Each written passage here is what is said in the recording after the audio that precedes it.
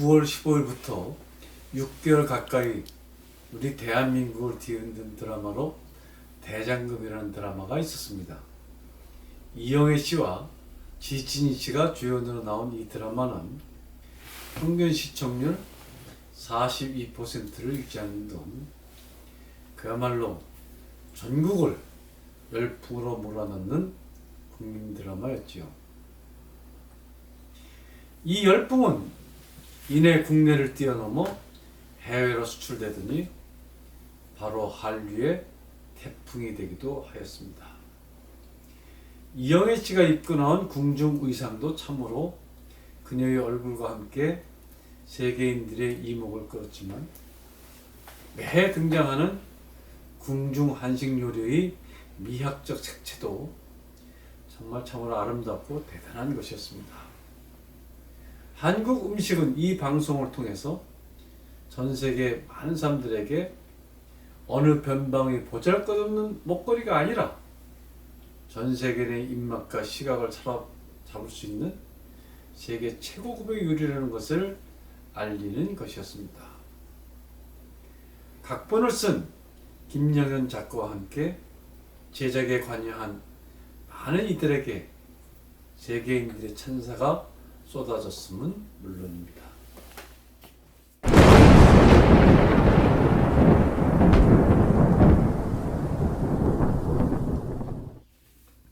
1998년에 박세리가 US 여자 오픈에서 맨발의 투혼으로 우승한 이래 한국인의 귀가 연이어 전 세계를 강타하는 느낌이었습니다. 대장금 드라마는 우리가 생활 속에서 가장 중요한 것으로 여기는 음식 문화를 놓고 펼쳐진 것이어서 골프 우승 못지않게 정말 대단한 자랑거리로 등장되는 것이었지요.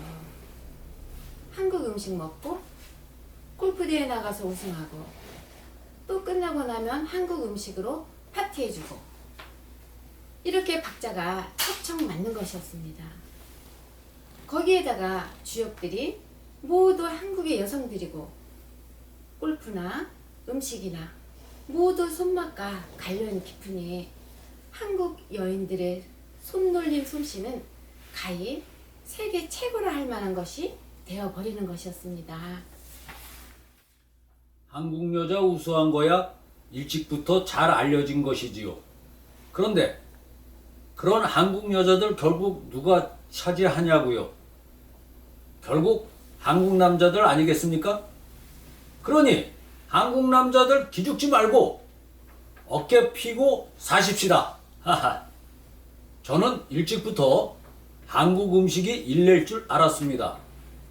한국만큼 음식 문화가 깊고 그윽하고 강한 민족은 없다고 저는 일찍부터 자부심을 갖고 있었다니까요. 전 세계 어디를 다녀도 우리나라 전라도에서처럼 70첩 반상 이렇게 상다리가 부서져라 음식 내놓은 민족이 어디 있냐고요. 안 그래요 여러분? 이렇게 내놓고도 2, 3만 원밖에 안 받으니 이것도 놀라운 일 아니던가요? 미국 맨날 돌아다녀 봐야 이런 일 생기냐고요. 프랑스가 요리 왕국이라 그러는데 프랑스 1년 내내 돌아다녀 봐야 이런 기적을 맛볼 수 있냐고요. 중국 어디를 가봐도 70점 반상 내놓는 데가 어디 있냐고요. 일본 가면 단무지 몇 개 주고 돈 엄청 받는데 이거 열통 쳐지지 않냐고요. 누가 뭐래도 음식하면 우리 전라도 음식이 세계 최고 아니던가요? 안 그래요 여러분? 70조 반상이 우연히 나온 게 아니더라고요. 반찬이 70가지다 하면 어디서 그 많은 반찬을 채우겠냐고요. 그런데 간단하게 70가지가 채워지지요. 우선 깊은 산속 재료들이 한쪽 구석을 차지하겠지요. 버섯류 몇 가지만 놔도 벌써 푸짐해지지요. 거기에 중간산 음식들, 예를 들어 감자류, 고구마류, 옥수수류, 찐 거, 볶는 것, 데친 것 등 해서 또 한 상 차려지지요. 세 번째, 낮은 들판 음식들. 예를 들어 도라지, 고사리, 더덕, 질경이, 엄나무순, 도토리묵 이렇게들 해서 또 한 상이 차려지겠지요. 이렇게 산속 재료들로 30가지 반찬이 가뿐하게 차려질 수 있게 됩니다. 여기에 드디어 깊은 바닷속 재료들이 가해지는 것이지요. 농어회, 다금바리회, 오징어, 한치, 젓갈류가 더해지고 중간 바다 음식 재료들 꽃게류, 랍스타류, 조기류, 이번엔 낮은 바다 음식들 홍합, 조개, 관자류, 가리비, 낙지, 소라, 멍게, 해삼 등이 김, 해초류 등과 함께 제공되겠지요.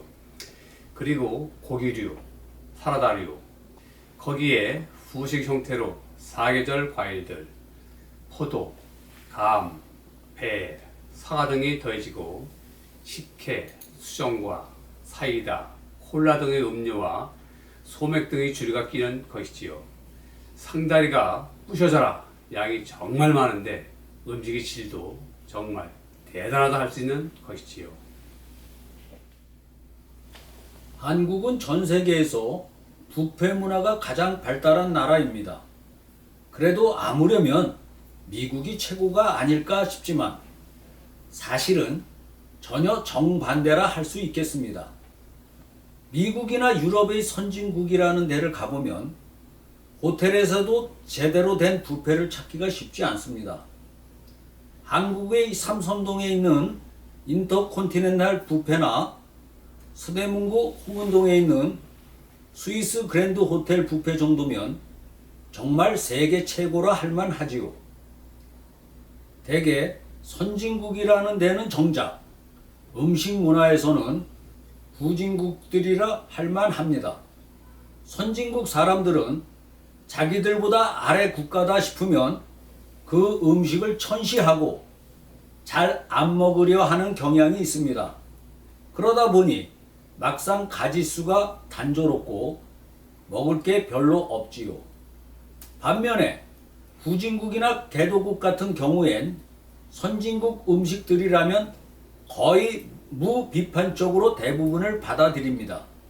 그러다 보니 오히려 개도국이 더 음식 가짓수가 많은 법이지요. 우리 한국은 한국 음식 자체도 가짓수가 엄청난데 거기에다가 중화요리, 일식요리가 합쳐지고 그 위에 미국, 이태리, 프랑스, 여기에 아시아권의 태국, 베트남 음식들도 합쳐져서 그야말로 전 세계 음식 백화점이다 해도 과언이 아닌 풍성한 내용을 갖추게 된 것입니다. 북한 사람들에게는 미안한 이야기이지만 한국에선 남아도는 음식들 때문에 머리들을 싸매고 있는 편이지요. 인생 삼도락 가운데 식도락은 매우 뛰어난 도락인데 한국 사람들은 이걸 향미하고 있으니 근사하다 할 수 있는 것이지요. 그런데 이런 식도락의 세계화, 이것이 가능하지 않느냐 하는 것입니다. 우리나라 호남 지역을 중심으로 이를 세계 관광 한류로 키워봄직하지 않겠습니까? 두 번째 도락이라 할 수 있는 여행하는 즐거움과 함께 호남 일대 지역을 한류 수도 일대를 세계적 식도락 여행지로 키워보는 것을 정말 권하고 싶습니다. 거제에서 목포를 거쳐 태안 반도까지 남서해안 일대를 해양, 휴양, 식도락 관광지로 특화시키고 여기에 남도 가락들을 곁들여 세계인들을 한류로 불러들인다면 한국은 전 세계 사람들이 부러워하는 정말 최고의 관광 천국이 될 수 있지 않겠습니까? 뭐든지 우리가 간걸 중심으로 세계화 전략을 세우는 지혜가 필요할 것입니다. 한국은 지난 100여 년 동안 잠자고 있었다 해도 과언은 아닙니다.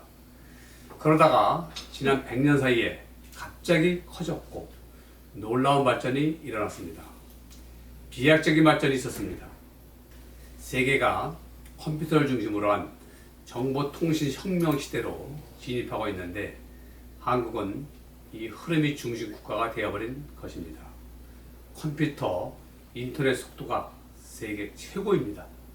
반도체 생산국 세계 1위입니다. 가전은 삼성전자와 LG가 세계를 누비고 있습니다.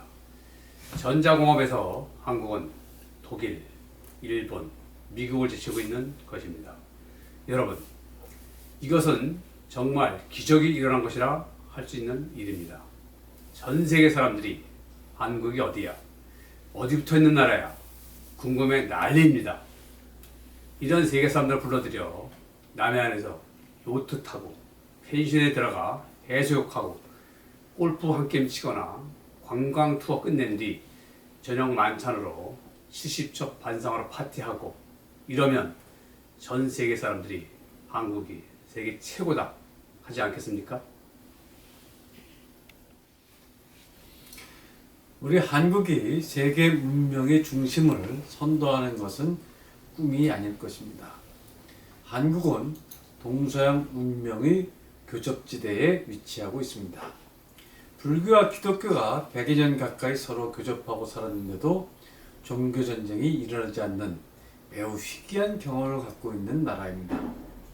공산주의와 자본주의의 갈등이 100여 년 동안 한국 현대사회를 질곡에 빠뜨렸지만 그 혼란이 지금도 상당히 격화되고 있습니다만은 이 문제도 아주 슬기롭게 극복할 수 있는 문화적, 경제적 저력을 갖고 있다고 저는 봅니다.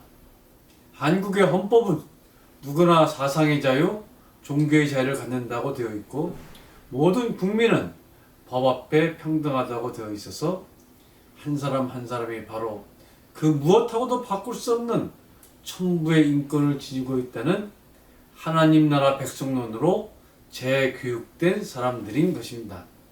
동학의 임내천 사상의 토착화가 이미 실현되고 있다고 봐야 하며 매우 소중한 민족적 자긍심이라 할 것입니다. 이러한 일들을 바탕으로 전 세계 사람들을 동북아의 진주, 대한민국으로 끌어당길 수 있을 거라고 저는 봅니다. 세계인들이 사상적으로도 화합하고 종교적으로도 서로 화합하고 화해하고 경제적으로도 화합하는 세계 대동아의 마당이 이 한반도가 충분히 가능할 것입니다. 오늘은 여기까지 하겠습니다. 여러분 좋으셨다면 구독과 좋아요, 응원 댓글 3종 세트 부탁드리겠습니다.